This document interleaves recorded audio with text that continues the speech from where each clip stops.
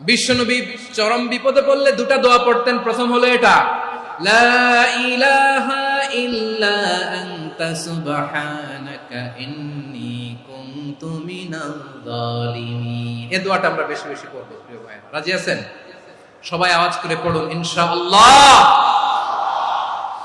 আমার প্রিয় ভাইয়েরা, বিপদে পড়লে বিশ্বনবী আরো একটা দোয়া পড়তেন, লা ইলাহা ইল্লাল্লাহুল আযীমুল হালিম, লা ইলাহা ইল্লাল্লাহু রাব্বুল আরশিল আযীম, লা ইলাহা ইল্লাল্লাহু রাব্বুস সামাওয়াতি ওয়াল আরদি ওয়া রাব্বুল আরশিল কারীম। আল্লাহ ছাড়া কোনো উপাস্য নাই, তিনি সুমহান, মহা সহিষ্ণু। আল্লাহ ছাড়া কোনো উপাস্য নাই, তিনি সুমহান, আরশের অধিপতি। আল্লাহ ছাড়া কোনো উপাস্য নাই, তিনি আকাশের মালিক, জমিনের মালিক, তিনি সুবিশাল আরশের অধিপতি। সুবহানাল্লাহ পড়েন। এই দোয়াটা কেউ যদি পড়ে যদি এর ওসিলা করে দোয়া করে, তাকে বিপদ থেকে মুক্তি দেয় কে?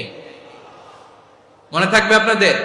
তাহলে বিপদের প্রথম ধাক্কায় কি যেন পড়তে হয়? ইন্না লিল্লাহ। তারপরে কি বলে আল্লাহর কাছে নিজেকে সঁপে দিতে হয়?